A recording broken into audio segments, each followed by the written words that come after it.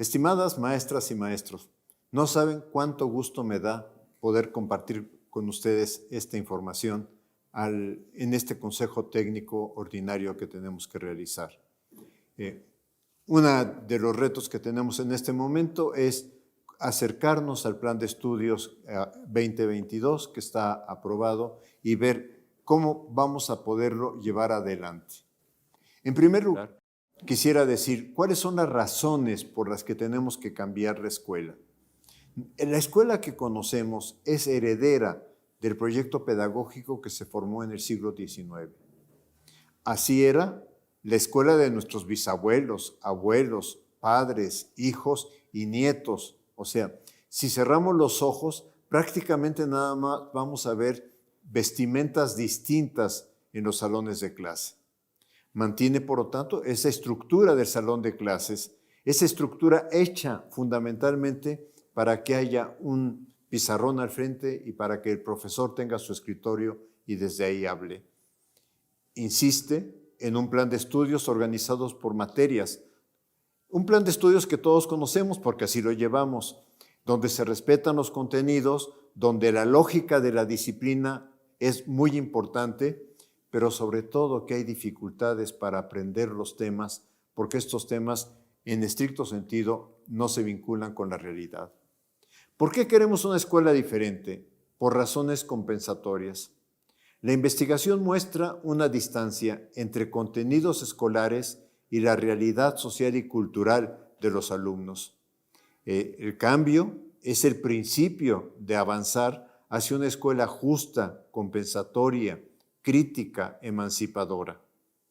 Quienes no están en la escuela, quienes han huido de la escuela, quienes decidieron no seguir en la escuela, fueron fundamentalmente porque la escuela los expulsó, porque el sistema educativo los expulsó al no reconocer su potencial y de alguna manera están fuera porque se castigaron sus debilidades para poder acoplarse a lo que la escuela se supone que tiene que lograr.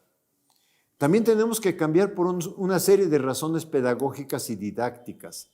Existe un debate pedagógico nacional e internacional muy vivo, muy significativo, y podríamos decir que este plan de estudios es la primera ocasión en que retoma a fondo temas pedagógicos, porque en el siglo XX la psicología desplazó a la didáctica.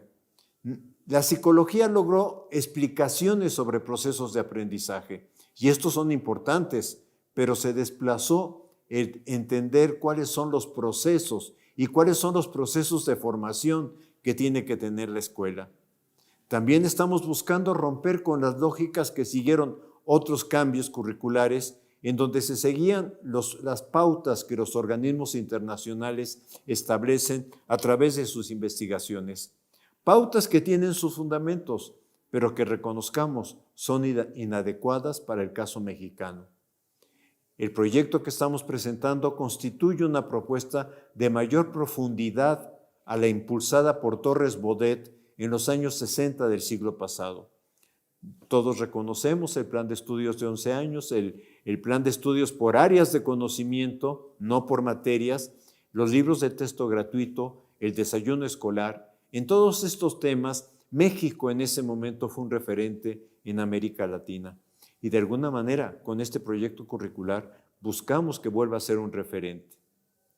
Y también porque necesitamos romper con el proyecto de formar para la unidad nacional, que supone que hay una mexicanidad y que al mismo tiempo desconoce, descalifica las diversas formas de ser mexicano, las diversas culturas que forman identidades mexicanas en un sentido amplio. Transformar este plan de estudios reconoce que nosotros los docentes somos profesionales de la formación y del aprendizaje y que como todos profesional tenemos autonomía que de hecho hemos ejercido para trabajar con nuestros estudiantes y capacidad de tomar decisiones fundamentadas sobre aquello que hacemos con los estudiantes. El plan de estudios instaura, y este es un elemento central, una vinculación escuela, comunidad, territorio. Reconoce que cada escuela es única, que no hay dos escuelas iguales, que cada escuela tiene sus circunstancias y sus procesos y sus problemas. En ese sentido, la escuela está en un contexto específico.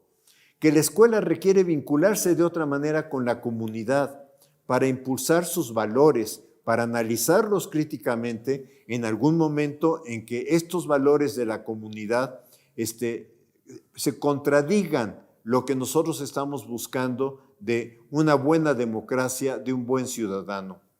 La escuela abierta a lo que es más allá de sus bardas, porque si bien las bardas fueron creadas para proteger a los niños, hoy también las bardas están hechas para cerrar que la realidad entre y también invada el trabajo de la escuela. Y estamos considerando que el Consejo Técnico es el responsable de la primera etapa del codiseño curricular. El plan de estudios está conformado, y ustedes seguramente ya lo han estudiado, en 4 campos formativos que están construidos desde la pluralidad de saberes y conocimientos de las distintas disciplinas.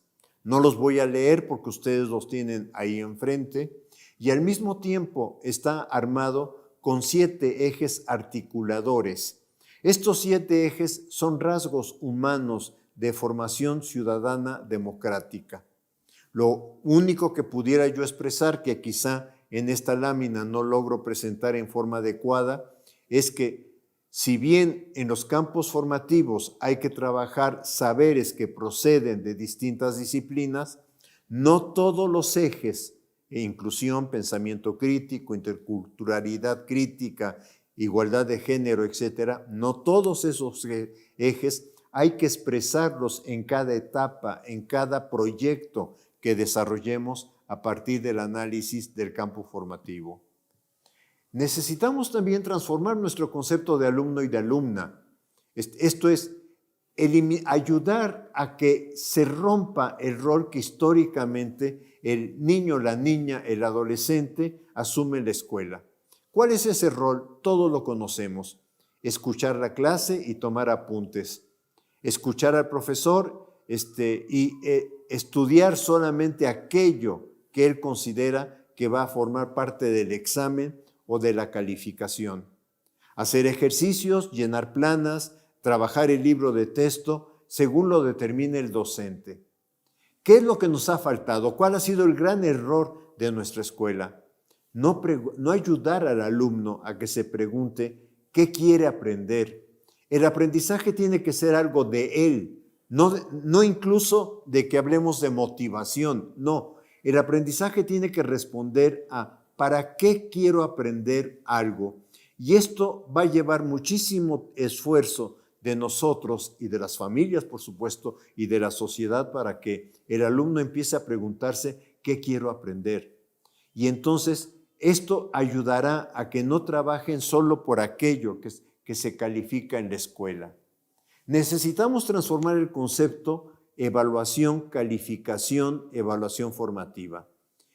Yo diría que en México y en el mundo se confunde evaluación con calificación y se considera que la evaluación sumativa y que los portafolios de evidencias y que las rúbricas y que todo esto hacen la evaluación.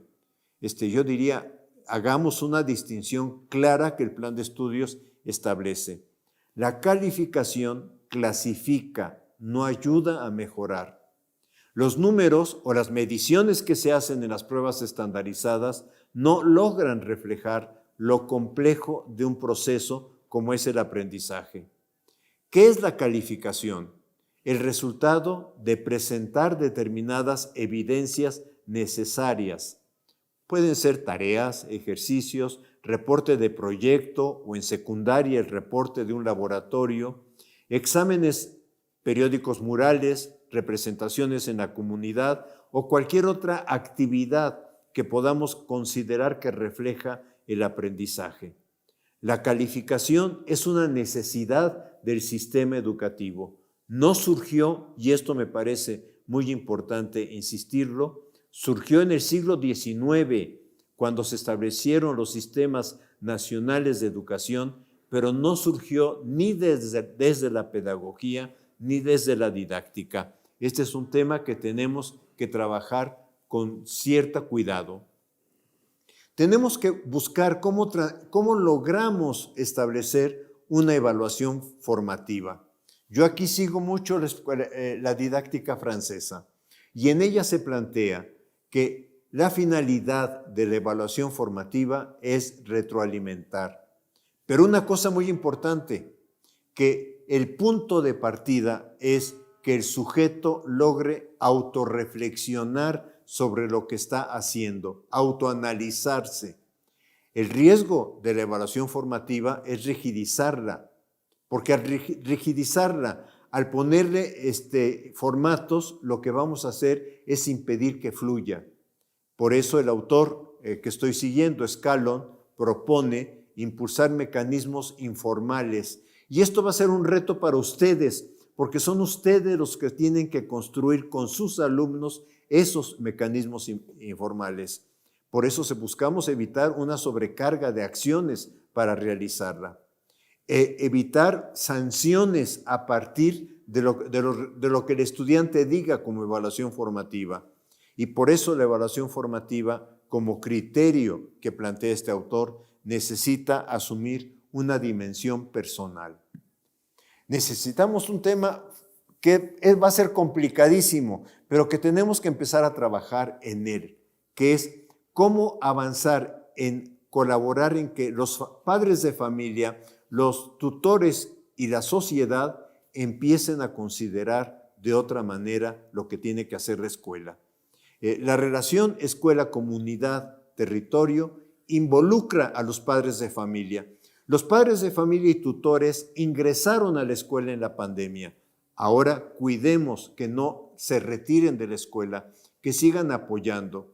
Y esto implica que nos pueden colaborar para ir identificando aquellos problemas que se encuentran en el entorno de la escuela, sea el mercado, sea el tránsito a la escuela, sea la siembra o en los medios. Esto es lo que puedan los padres de familia decir de lo que se publica, de lo que se dice sobre un determinado tema. Podría ser sobre la guerra Rusia-Ucrania, podría ser sobre la contaminación en determinadas ciudades, sobre los problemas del agua, etc. Y en algún caso, si los padres de familia cuentan con datos, lo que pueden encontrar en WhatsApp que pueda ayudar a la escuela. En este sentido, estamos trabajando en pensar una noción diferente de aprendizaje en la escuela y una noción diferente de libro de texto. El libro de texto como algo que ayude, pero encontrar también que la realidad puede ser un libro. Involucrarse también, necesitamos que la familia se involucre, que se continúe apoyando a sus hijos, fundamentalmente ayudándoles a formular preguntas. ¿Por qué?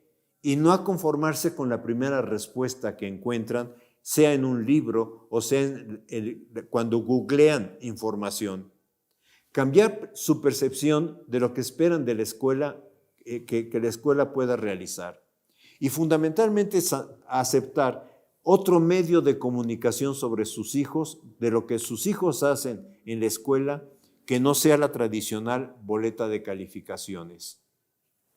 En este sentido, el cambio que buscamos se orienta a restaurar un circuito escuela, comunidad, territorio como punto de partida y punto de llegada de los saberes. Buscar que el estudiante aprenda a entender la realidad, no para repetir las frases que vienen en los libros, sino para decir, lo que yo veo en la realidad, puedo afirmar tal cuestión. Tema que si vemos los niños desde preescolar, de primaria, pueden a través de sus dibujos demostrar, pero que poco a poco los vamos obligando, orillando a que nos repitan lo que dicen los autores.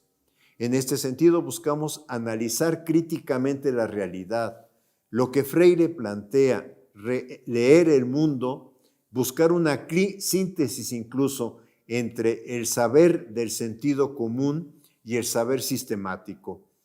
No es que neguemos el sentido común, pero puede ser el punto de partida, bien sea para fortalecer o para argumentar este es lo que se afirma a través del sentido común, o bien sea para contradecirlo y encontrar que hay otras explicaciones mucho más abarcativas, mucho más explicativas que la que el sujeto tiene en ese momento.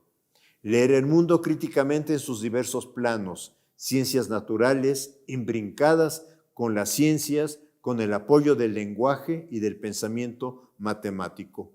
Esto nos ha llevado a reconstruir el currículo, buscando una graduación entre saberes y problemas, y pensando que cada docente, cada colectivo docente, tiene que repensar la forma como ha aprendido a trabajar con los estudiantes y tiene que repensar nuestra propia historia docente.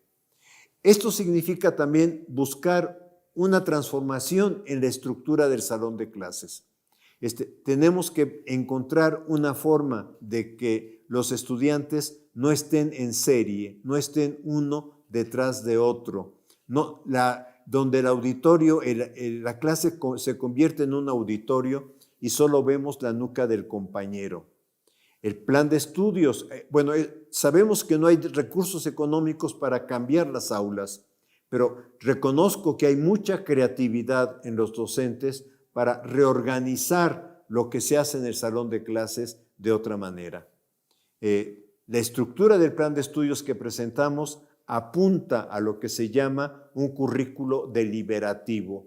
¿Por qué deliberativo? Lo trato de presentar en la parte inferior que está más en café con curvas rojas, porque la SEP da una orientación que es el plan de estudios, pero esta orientación que no puede definir lo que pasa en cada escuela, las condiciones de cada escuela, que no puede definir qué puede hacer cada uno del más de 1 millón de maestros que tiene este país, tiene que pasar a ser leído, a ser interpretado por el colectivo docente en el Consejo Técnico Escolar.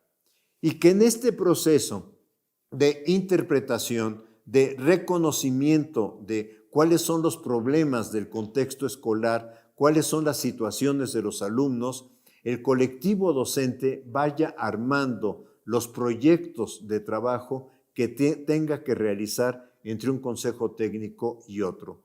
A esto le estamos llamando currículo deliberativo, codiseño curricular. De esta manera, el codiseño se inicia en esta reflexión que hace el consejo técnico, que le permite planear por proyectos cada etapa, elegir los problemas eje que considere para ir avanzando hacia el programa analítico, cuya primera etapa se hace en el consejo técnico. Posteriormente, cada docente va a enriquecer esos proyectos interpretándolos, adecuándolos a la realidad de su grupo escolar, incorporando contenidos que consideren relevantes. También tenemos que ir desarrollando experimentaciones en nuestra práctica para ir complementando el programa analítico.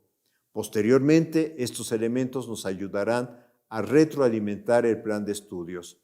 Entonces, el plan de estudios yo diría que está concebido como una dialéctica de arriba a abajo. La SEP hace la orientación, pero también esperamos con mucha, expectativa, esto que puede ser el currículo de abajo arriba, esto que ustedes pueden aportar diciendo estas partes curriculares tienen que completarse, tienen que construirse, tienen que reconstruirse de acuerdo a nuestra experiencia.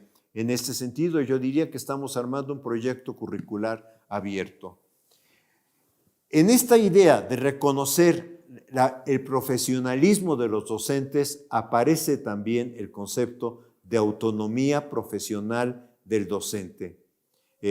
Quiero decir una cosa, cuando un cirujano entra a un quirófano, no encuentra una lista que diga, si usted va a hacer una cirugía del aparato digestivo, los pasos que tiene que seguir son estos. Pero si enfrente dice, si va a hacer la cirugía de corazón, los pasos a seguir son estos. El cirujano tiene autonomía para tomar decisiones y esto es lo que queremos reconocer en el trabajo colectivo del Consejo Técnico Escolar, en la academia de docentes o en lo que realicen los docentes, para que puedan analizar y discutir los temas que consideren fundamentales del plan de estudios, para que puedan discutir también cuál es el contexto de su comunidad donde está la escuela y qué retos tiene que afrontar, porque no necesariamente todo lo que rodea la escuela, hablemos de alcoholismo, hablemos de drogas, hablemos de otro tipo de situaciones de la escuela los tiene que asumir, al contrario, tiene que afrontarlos y ayudar a los estudiantes a que vean cómo no son valores que vale la pena desarrollar en una formación democrática y discutir el programa sintético. En este programa colectivo del Consejo Técnico se inicia el codiseño curricular, que es la primera etapa del programa analítico. Esto es, el Consejo Técnico selecciona en sus discusiones los temas relevantes que afectan a la comunidad y analiza cómo los puede vincular con el programa sintético.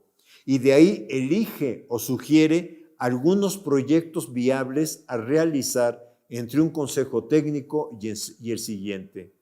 En su caso también puede reordenar los contenidos e incluso estamos pensando que puede integrar otros contenidos que emerjan del contexto donde está la escuela al programa sintético.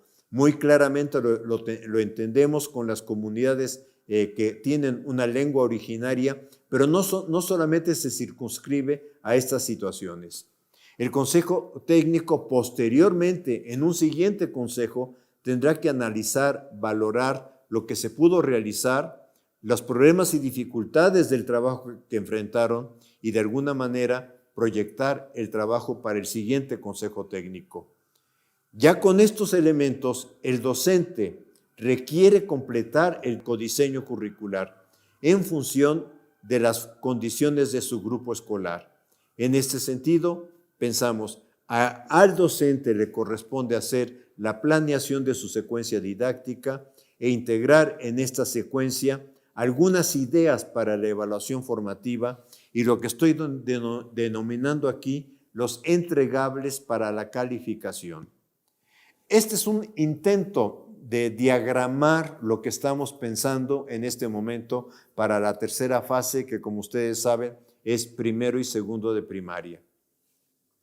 Es, por una parte, en la parte inferior de este arbolito se encuentran algunos problemas, no los problemas, en esto quiero enfatizar, algunos problemas que nosotros estamos pensando como ejemplificación de lo que puede tomar como base el trabajo que van a hacer ustedes en el Consejo Técnico, que puede ser de la familia, de salud y alimentación, de violencia o paz, el cambio climático, el agua, la violencia, los derechos, pero insisto, son ejemplos, no son los problemas, y en esto sí quisiera ser enfático.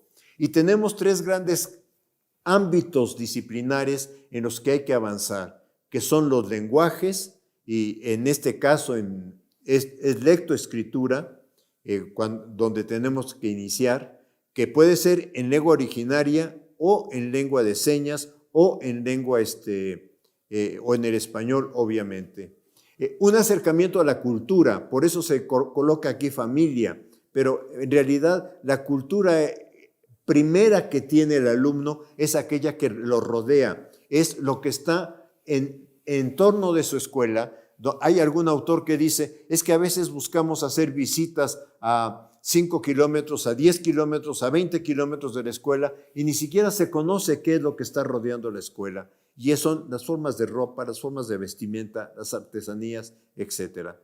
Y en última rubro aquí también es artes visuales, que son danza, música, teatro. Esto es, buscamos que el estudiante, y claramente se abre en este tema, entienda que los artes visuales son una forma del lenguaje, son una expresión del lenguaje, sea estética, de pintura, de música y de bailar.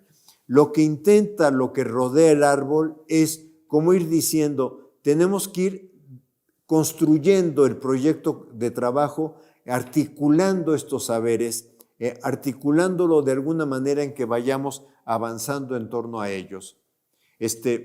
Aquí está un ejemplo también Ejemplo no es la definición del programa sintético de saberes y pensamiento científico.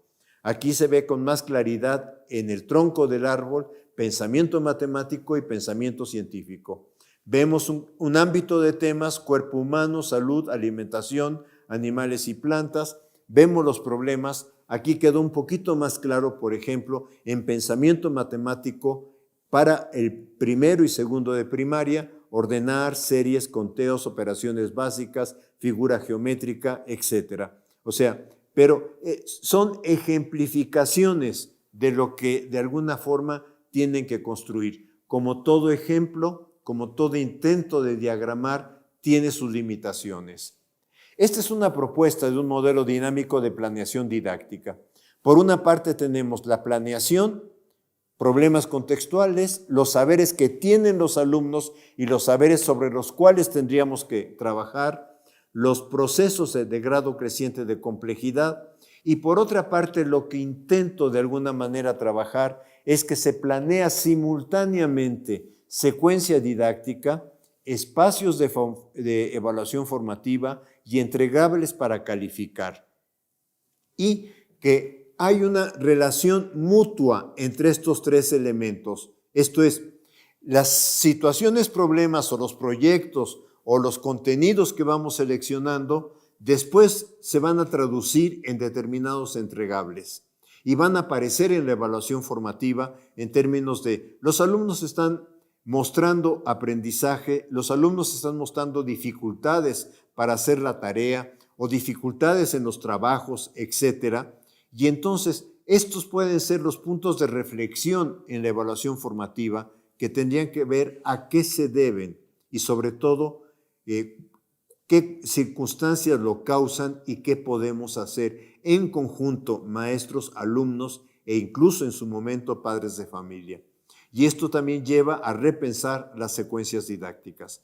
Por eso lo que estoy planteando aquí y lo estoy planteando como dinámico es esto entra en movimiento, como toda gráfica tiene sus limitaciones, pero entra en movimiento. Lo que no quisiera, por favor, para los colegas directores, supervisores, es que esto lleve a que se les exija a los maestros por semana una planeación de este tipo. Si exigimos una planeación rígida, lo que vamos a hacer es llenar de trabajo al maestro e imposibilitarle trabajar en el aula. Tenemos que encontrar una forma de que esto no se traduzca en un documento para que nada más haya grandes orientaciones sobre las cuales el docente pueda trabajar. Los docentes tenemos creatividad y la hemos mostrado y la mostramos muchísimo en la pandemia. Por ejemplo, nadie nos dijo utilicen el WhatsApp. Nadie nos dijo algo que una compañera que trabajó en medio rural me escribió y me llamó mucho la atención, que dijo el cuadernillo viajero. Esto es, el cuadernillo que en algún momento llegaba al niño a través de determinados medios que el maestro había hecho a través de fotocopias, etcétera, y que después encontraba el mecanismo para que los padres de familia lo regresaran a la escuela. Nosotros mostramos mucha creatividad en la pandemia y hemos mostrado siempre creatividad. Y este proyecto se basa en reconocer la formación, la creatividad del maestro para ofrecer formas de trabajo a nuestros estudiantes.